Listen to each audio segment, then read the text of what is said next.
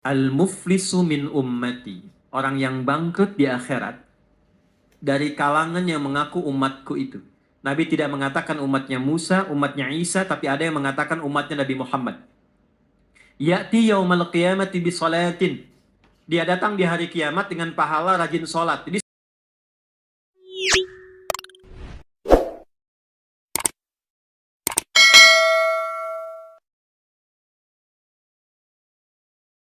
mohon izin tidak bermaksud mengajari, tapi ingin memberikan pesan khusus bagi tugas Bapak Ibu yang tidak mudah.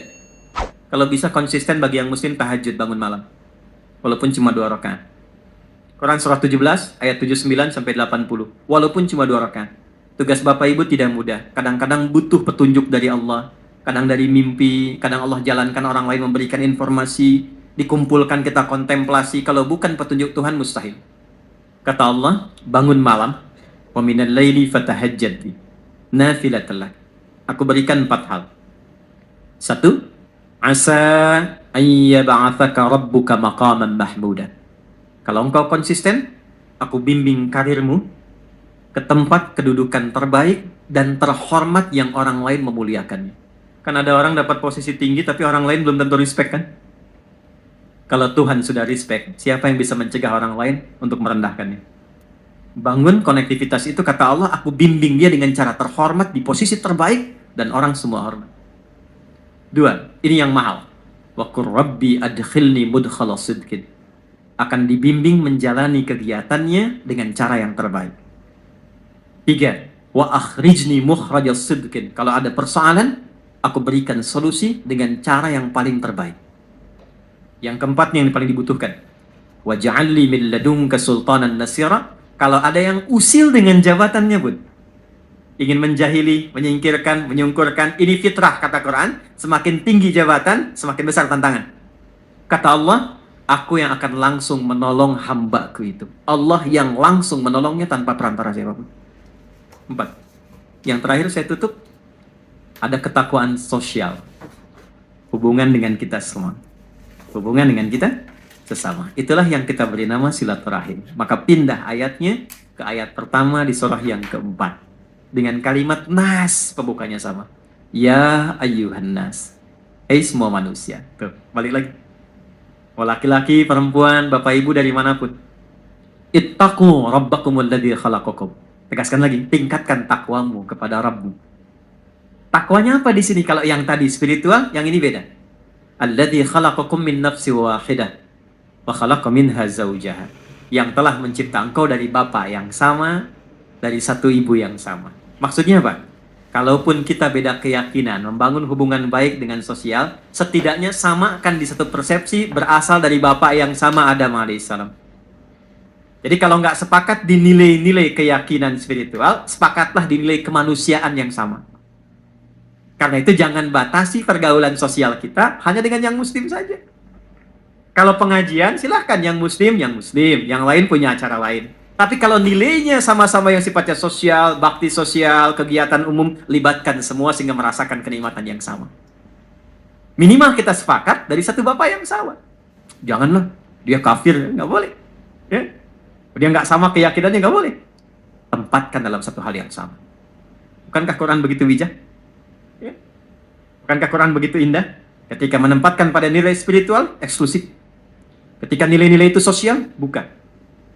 Wabatha minhuma rijalan katsiran wa nisaa. Setelah itu, lahirlah keturunan-keturunan menyebar, lelaki perempuan. Dalam pergaulan itu boleh jadi ada khilaf yang membuat pergaulan dan hubungan menjadi kusut. Maka turunlah kelengkapan ayatnya.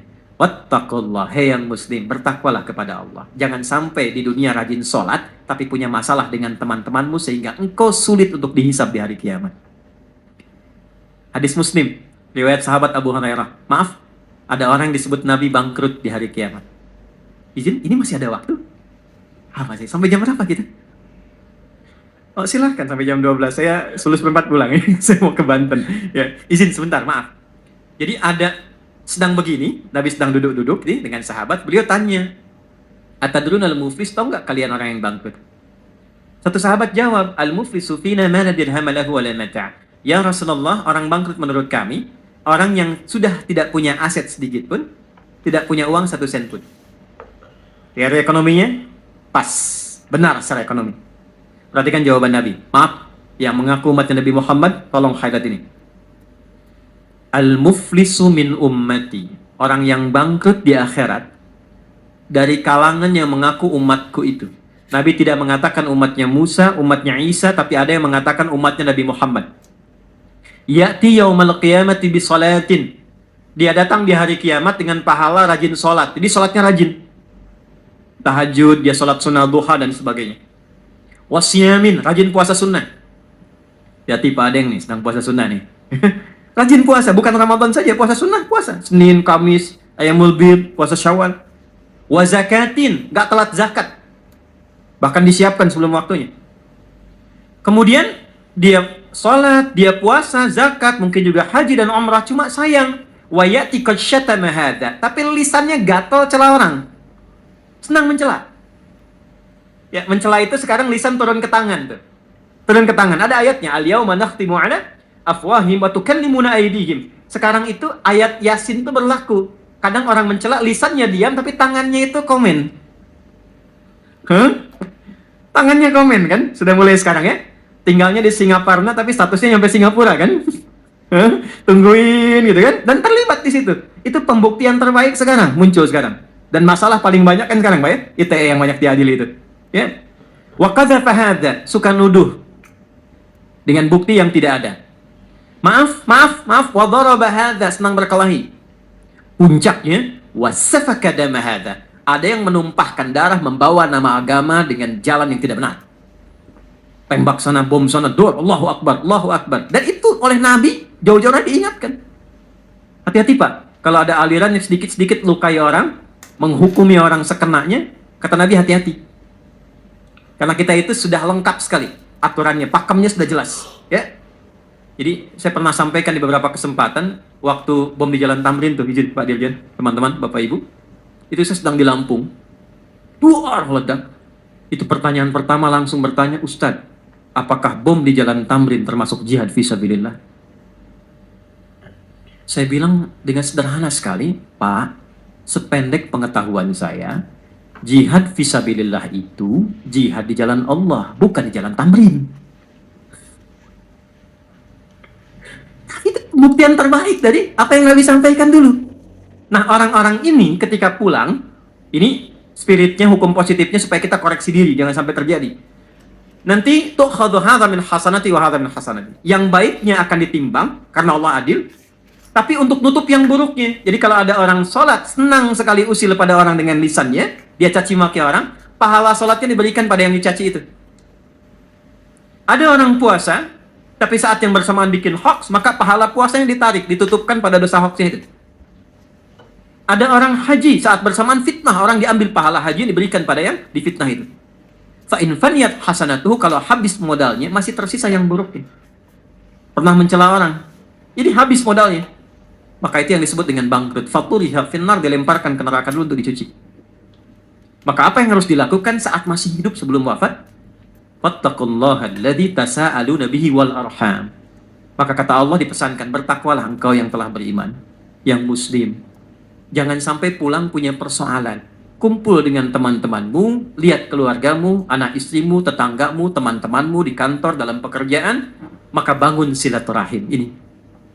Dan ketika membangun silaturahim itu, ayatnya tidak menggunakan amanu, tapi nas. Karena boleh jadi, perilaku yang tidak baik dilakukan itu bukan hanya pada orang Islam, mungkin pada non-Muslim juga. Teman-teman yang hadir saat ini, atau tersambung hybrid yang non-Muslim, ingat ya, kalau ada orang Islam mencela non-Muslim pun, dia tetap berdosa.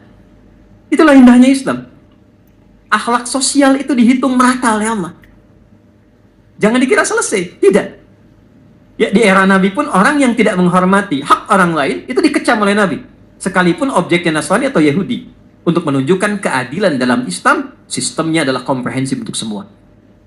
Saya tutup dengan sebuah kisah, bagaimana mengoptimalkan takwa yang terkait dengan kehidupan kita yang beragam dan dinamis.